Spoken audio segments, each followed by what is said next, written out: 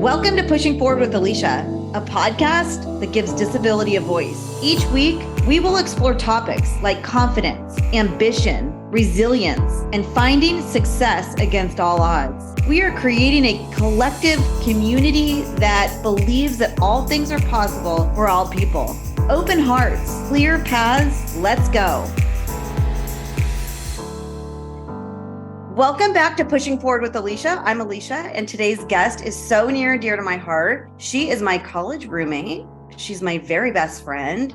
Her name is Kerri Vanderbaum. She's got a PhD degree. She was born with spina bifida. Her disability is very similar to mine. We'll dive into that a little bit. Our friendship has been one of the most important friendships that I have ever had in my life because you are the one and only friend that I have that is in my day-to-day, that looks like me, that we have stories that we can relate to, down to like dating or how shoes fit or how it feels to drive or go to school with a disability. So this sisterhood has been very, very important.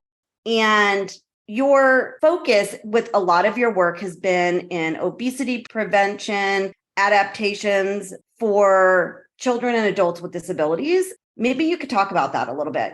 First of all, welcome, Kerri, so much. You have so much experience and expertise, not only from the lived experience as a disabled person, but you've studied it and implemented it and done all these research projects on it.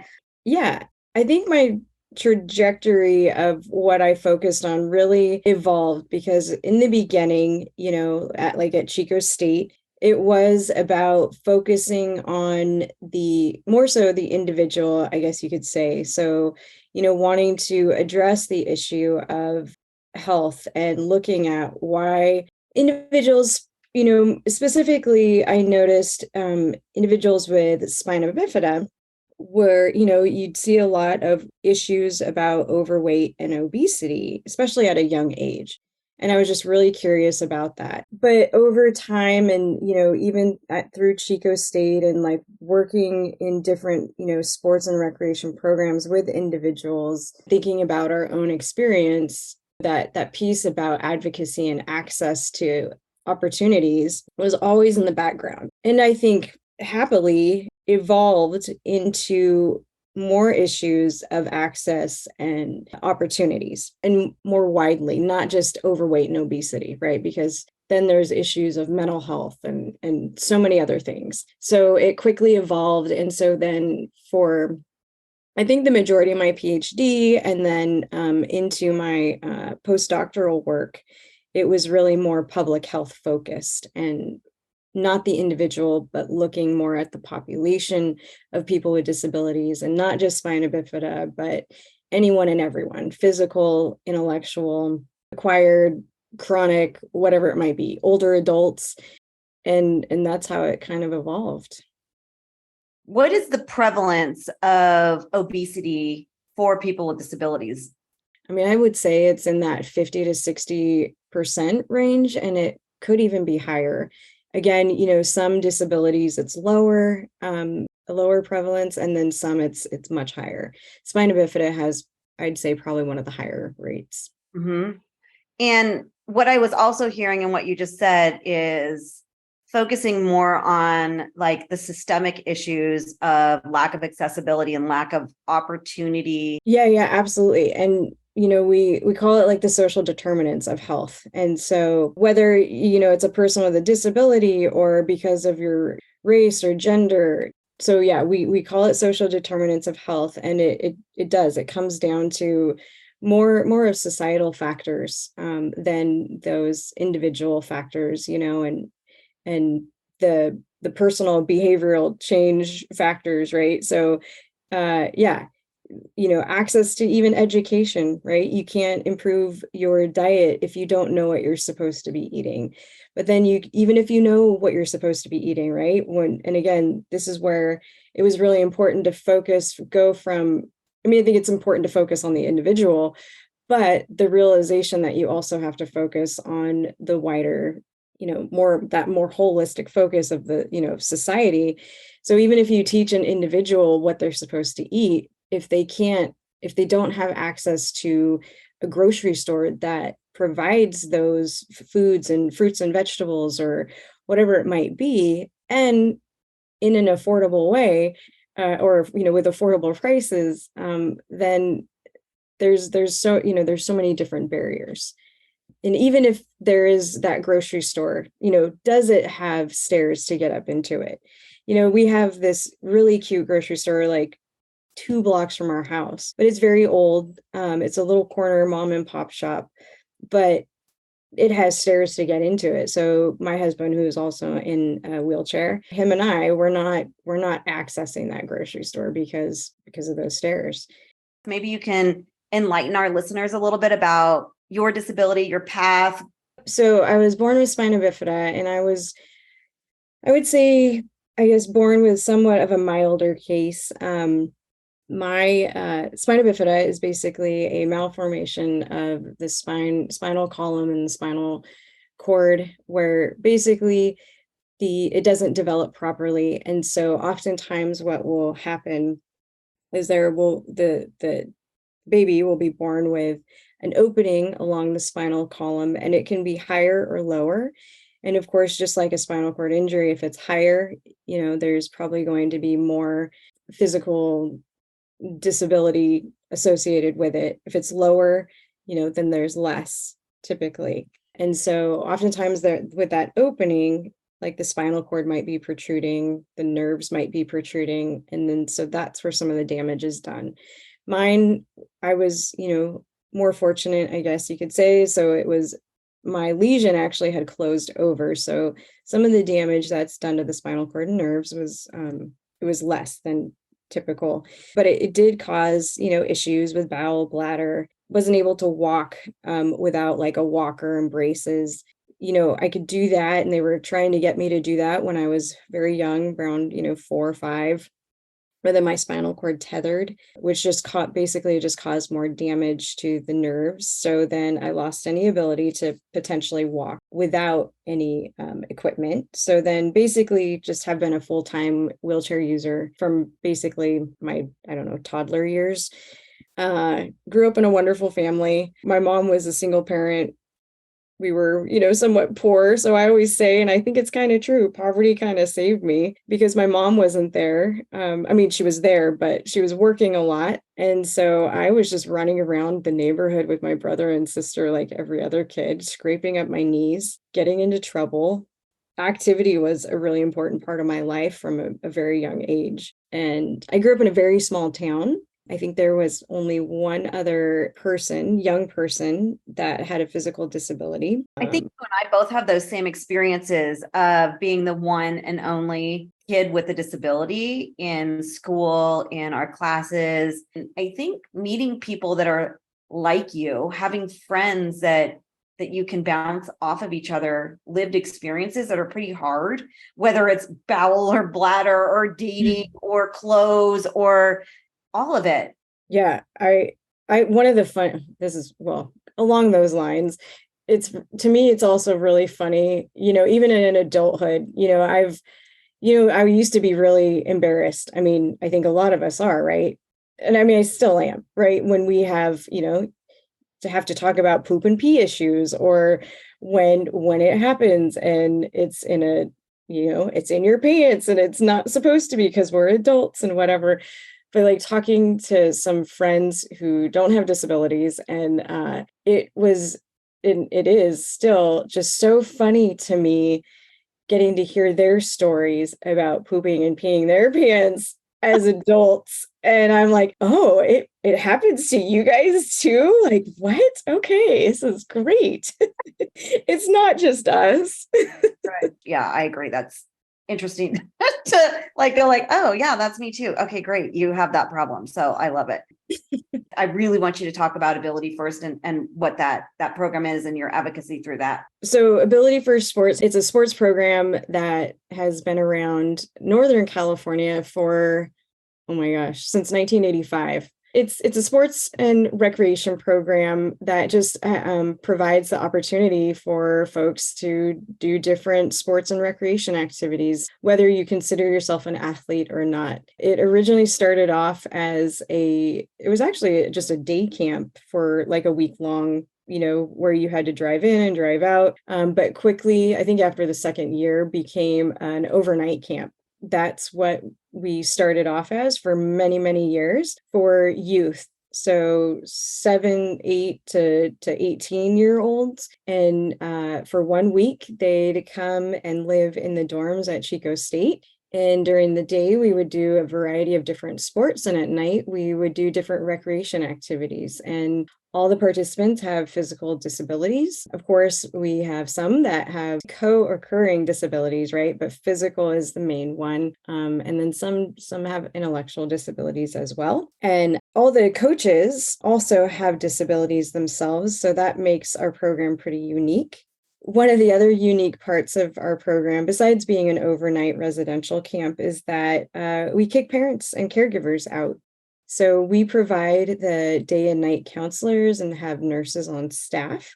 And we allow parents to come in, I think, 2 or 3 different events, but really then we make them leave because we want the individual participants to get to really experience the experience to be had and grow. And we usually send these kiddos home different people, more independent, more confident, because they have had the opportunity to hang out with other kids with disabilities and have those bonding moments of all these things that we have in common, like you and I have experienced. And then we realized that once these kiddos aged out of our program, there really still was nothing left for them in the community. So we started a year-round program. So it's for youth and adults. You're listening to Pushing Forward with Alycia, and we will be right back. If you're an employer looking to motivate and inspire your team through the power of diversity and inclusion and learn more about disability inclusion in the workplace and how to include disability into your DEI efforts, please check out my keynote speech offerings on AlyciaAnderson.com. That's ALYCIA Anderson with an O.com. Click on speaking. Welcome back to Pushing Forward with Alycia. I'm Alycia, and today's guest is so near and dear to my heart. She's my very best friend. Her name is Kerri Vanderbaum. So Ability for Sports, it's a sports program that has been around Northern California since 1985. Currently, what it looks like is in the fall, we do different programs like wheelchair basketball, wheelchair rugby, cycling. During the spring, we might switch it up. We still do cycling. It's a big hit. We have archery the summertime. And actually just yesterday, we had a water ski clinic. So we skied about 10 different skiers. The families came out and hung out and, it's a private man-made lake. So they all got to just hang out on the beach and play in the water while waiting. And again, bonding with each other. Parents, caregivers got to hang out. And it's just such a fun time. I just love the Ability for Sports Camp. I was a coach with you there a few times. It's a beautiful experience. So if there are parents out there or kids out there that are interested in going away to camp and being active and making friends, like it's definitely something to look into. And we're going to leave all that information in the show notes. For those who might be listening that don't live in this area per se, then there's other opportunities in other states. Unfortunately, not as many as there should be, but they are out there. And I do think it's really important to get involved and check them out. Even if people don't necessarily consider themselves athletes or they don't want to be associated, maybe, as a person with a disability with sports, because I have heard that people always ask if I'm a Paralympian, just because I'm in a wheelchair, and they don't want to be associated with that. And I think that's perfectly fine. So it's, finding another program or other groups of people or community that can provide those same experiences and feelings, right? Because it's not necessarily the activity. It really is the magic that happens in between all of the activity, right? So it doesn't matter what it is. It's just having that opportunity to be around people, with other disabilities so that you can learn and grow and just know that you're not alone. Right. And I think that's a really good segue to our experience that we just had together, which was Kerri and I had just attended a disabled women empowerment event called the Rolettes. And this is an organization, a nonprofit that does this weekend every year where hundreds of women with disabilities from, I think the youngest there was like 5 years old to who knows, any age can attend this event. And it's all about creating community within a women empowerment standpoint. And they do dancing and hair braiding. And so this event, I was invited to be a speaker. And I, of course, was like, Kerri, I'm going to this women empowerment weekend. Will you come and let's go dance together? I was really excited, not only to speak, but to be an attendee, to be around a bunch of women with disabilities. And there was some pinnacle moments for me, and I want to hear what one was for you. But the teen talk day, when they had me sit in that big circle with all those girls, I told them about my path a little bit, but then one of them specifically was, what do I do when my teacher does not include me? How do I convince them that I am able to do whatever that activity was? So what's the answer to that, Kerri? I don't know if there's a great answer. I mean, other than the system has to change. I mean, hearing some of that, well, it really just shits me because, it's been, I don't know, how long has it been since we've been in high school, right? And things haven't changed. Like it really shits me that we have these laws in place, that we have more awareness of, inclusion. I don't know why it hasn't changed. And it sucks because, like in that situation with that young woman, it's like, all right, she's in a situation where clearly the teacher doesn't get it. So there's got to be advocacy. And, sure, some of it needs to come from that young woman, but some of it also needs to come from adults, whether that is a parent or caregiver or someone else. Well, and I think, like you said, is a good point. If you're in a position of power or leadership, it's time to start to advocate and challenge the status quo. It's not up to the 14-year-old girl that wants to go to camp with the other students. It's up to leaders to look through a new lens and start to advocate louder, to challenge the status quo, to check their own biases at the door, to look through a creative lens of how to make things and adapt things to make it possible. I think a lot of times too, it doesn't take that much to make some of those adaptations. It doesn't take much to ask questions, right? So those leaders asking those questions, for an example, again, growing up in a small town back in the day, right, where, the ADA didn't exist at that point, but Section 504 of the Rehab Act did. So I remember in 6th grade, we go to environmental camp. I don't know how it is around the rest of the US, but we go to environmental camp. And it wasn't even a question of whether or not I was going. It was like, all right, how are we going to, what do you need? How are we going to make this work? And I went just like everyone else and participated just like everyone else. And it didn't take much other than, I guess, making sure there weren't stairs into my cabin. To me, in my head, it's not that hard. It isn't that hard. It's getting over what has been traditionally accepted for the inclusion of people with disabilities, and especially kids, which has been not much, honestly. It's being human. Just don't be an a-hole, be human. Yeah. Was there anything that you took away from the Rolettes experience that you want to share? From the get-go, you and I getting to travel there, it was just so wonderful getting to hang out with you. But, when we arrived in LA, at LAX, going to get the shuttle to go to the hotel, there's so much anxiety there.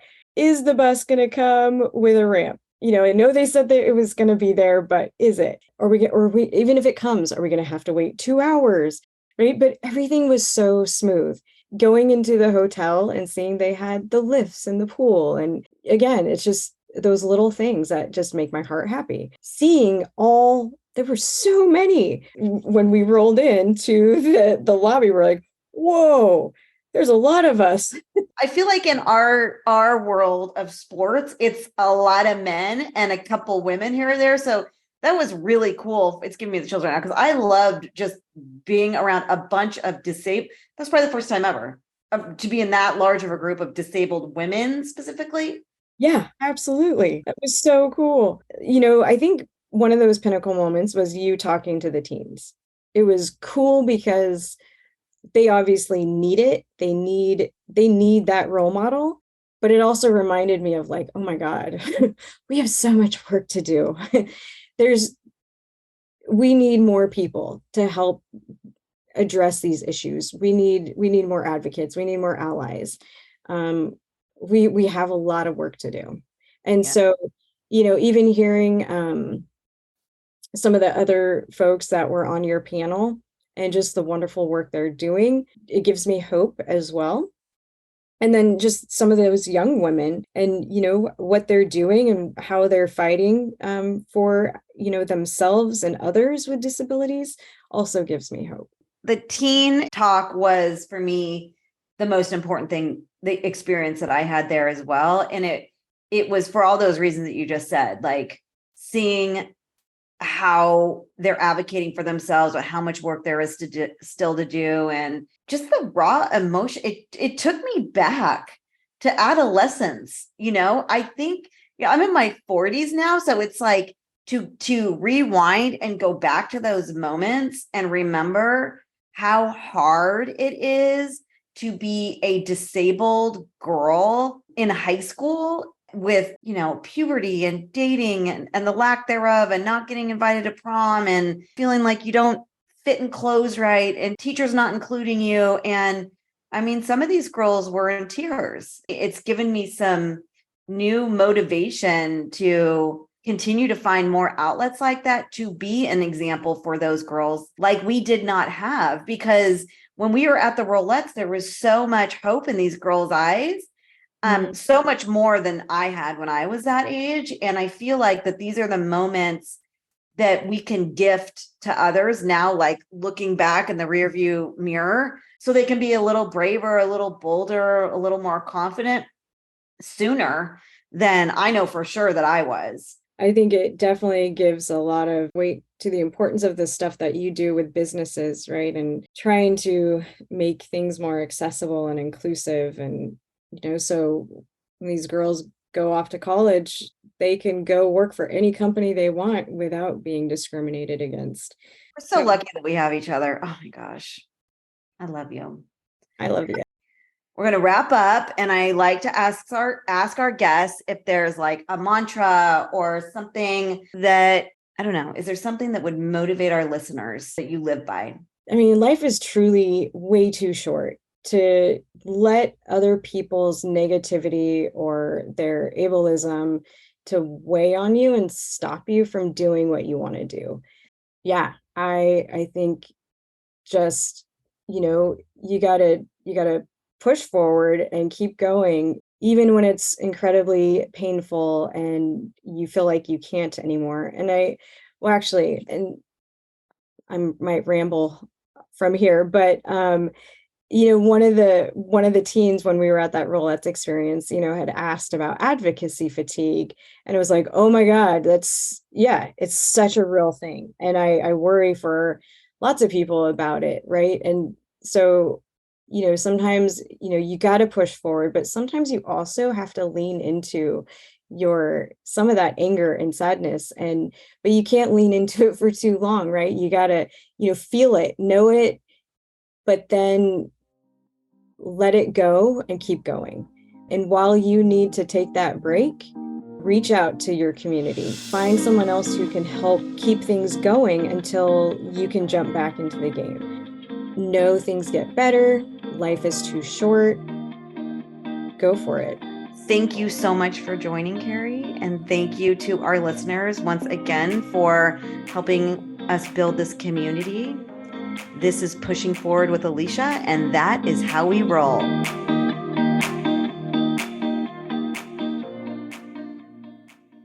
If you're an employer looking to motivate and inspire your team through the power of diversity and inclusion and learn more about disability inclusion in the workplace and how to include disability into your DEI efforts, please check out my keynote speech offerings on AlyciaAnderson.com. That's ALYCIA Anderson with an O.com. Click on speaking.